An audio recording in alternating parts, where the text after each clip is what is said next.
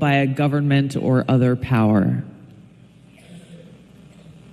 This is the direction we are headed in, and much of the world that we are living in right now in this country. We don't have to theorize or guess about where things may be or where we may end up, because we are already seeing it play out. The number of egregious abuses of power we've seen over the last 3.5 years, the number of examples that we can cite of the direct and indirect violations and undermining of our Constitution and our Bill of Rights. They're not even trying to hide it anymore. It is brazen and right in our faces, which speaks to the arrogance that they embody, that they believe they are more powerful and more important than the Constitution of the United States. I thought it was ironic at best, but quite hypocritical to hear Kamala Harris and others throughout the Democratic convention talk about the theme of freedom. That she will be the champion of freedom, the president that promises a future of freedom and prosperity for all Americans. When in reality, because of the last 3.5 years, we are less free and less prosperous and embroiled in multiple wars around the world. They are responsible for this. So we have to beware of the wolf in sheep's clothing, especially as we see the rhetoric and the propaganda that's being put out across much of the mainstream media. We see big tech and big social media complicit in and directly involved in this propaganda campaign, where they believe that we, the people, are so stupid as to believe what they say and ignore what we experience and ignore the truth. They claim to be defenders of freedom while they are actively taking our freedom away. They claim to be defenders of democracy, as in real time, as we sit here today, they are actively trying to undermine our democracy. They claim to be defenders of the rule of law. Kamala Harris spoke about this in her speech, as they are actively undermining the rule of law. They claim to stand for peace and diplomacy, while they are putting us in greater risk and greater danger, closer to the brink of nuclear war now than ever before. This is the reality that we live in, and it's important for us to know what they are doing as you go out back to your homes and your communities and your states. Because there's a lot of folks who the only news they may be exposed to, they may watch the news for 20 minutes in the evening, see what a major network has to say, or scroll through social media and see what pops up in their algorithm and what's been feeding them. And so these conversations that we need to have over these next, I was going to say 65, 66 days, but early voting is starting next week in a lot of states. So we have no time to waste to speak the truth, understand and acknowledge where people are, what their concerns are, what their fears are, with where we are as a country, so that we can come together around what is most important. That is liberty. That is our freedom, fundamental to who we are as Americans. Abraham Lincoln gave a speech in 1838 to the Young Men's Lyceum of Springfield in Illinois, where he warned the people then about exactly what we are facing today. He said, quote, "At what point then is the approach of danger to be expected? I answer, if it ever reach us, it must spring up amongst us. It cannot come from abroad. If destruction be our lot, we must ourselves be its author and finisher. As a nation of free men, we must live through all time or die by suicide." Those in power today who reject the Constitution, who are abusing their power so that they can stay in power or get more power, are leading us towards this suicide. And we can remain asleep. We can put our blinders on. We can say, hey, as we hear from even some of my friends, hey, I don't do politics. I don't like politics. I'm just going to live my life. We will wake up one day. If they're allowed to remain in power, that day will come very soon. Living in a country that we no longer recognize, without that liberty that every one of us as Americans must cherish and be committed to defending. And we will not be able to say at that time that we were not warned that this would be the outcome. And that leads us to where we are. Okay, we see what's going on. We understand the seriousness of this moment. What do we do? How do we save our country? We are surrounded by forces of darkness, forces of evil. The best and only way to combat that and win is to defeat them with love and the truth and the strength and courage that comes from that love.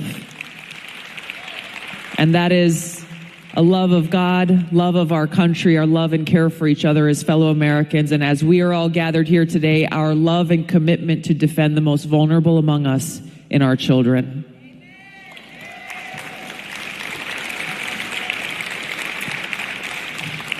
So as we head into these next several weeks, it's important that we find that strength and courage and love and have the conversations that might be uncomfortable to have.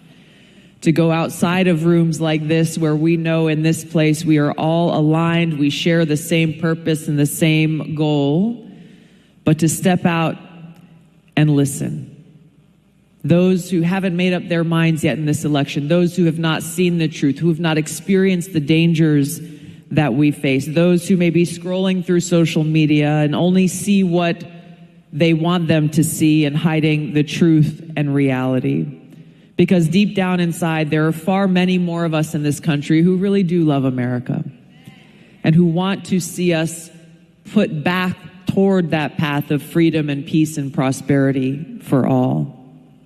So just as you would extend a hand to a friend in need, we need to welcome people, even if we may disagree on some things, maybe a lot of things.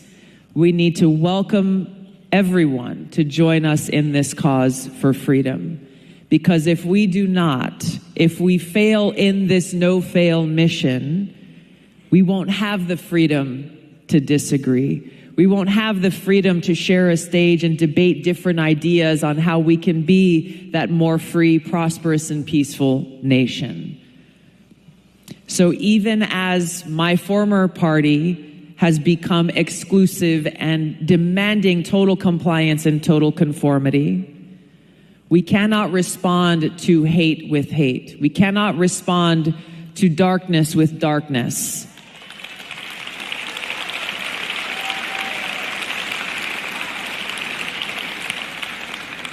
Of course, Reverend Martin Luther King had the most wise words in saying that the only way to defeat that darkness, the only way to defeat that hatred is with light and with love. Now, I know I'm not telling you anything you don't already know, but these reminders are important because I know that in your way, as I have experienced, as many of us have experienced, simply by speaking the truth invites attacks. It invites smears, whether it's coming from people who you know personally, which cut a little deeper than if it's coming from a total stranger. Maybe it's coming from people who are attacking Moms for Liberty as a whole. The reason why they are doing this is because they see how effective you are, the change that you are making, and how you threaten their power. Draw strength from that. That means you're doing the right thing.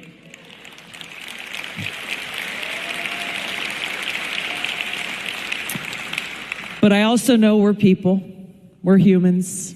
We have our own feelings.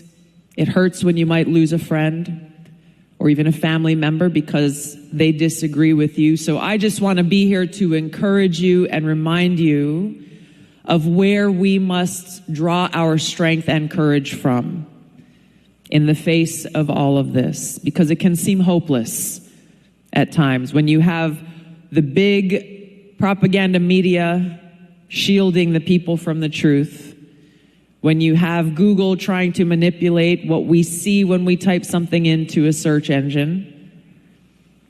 You have big Washington and the swamp creatures here who care more about their power than the people. It can seem hopeless at times.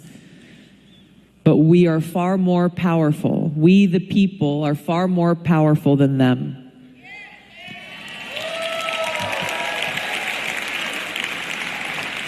This is the vision that our founders had for our country, that our government only exists with the consent of the governed. That's us. Their call to action to us is in those three words, we the people. We the people. It is up to us to take action, to lift our voices, to speak the truth, and to be those defenders of freedom, recognizing the great sacrifices that so many generations upon generations have made so that we could be here today free. Draw hope and inspiration from God's eternal love. He is the ultimate source of hope. Draw strength and inspiration from those who have come before us, who have sacrificed far more than any of us will in our lives. I often think I get the chance to go and travel to a lot of different military bases here and around the world. And I know we got some veterans here in the crowd, maybe some servicemen and women. Maybe you grew up in a military family. But at a certain time every morning, and at a certain time at the end of every day, the sound of reveille is heard. And at that moment, everything stops. Cars driving down the street pulled to a stop.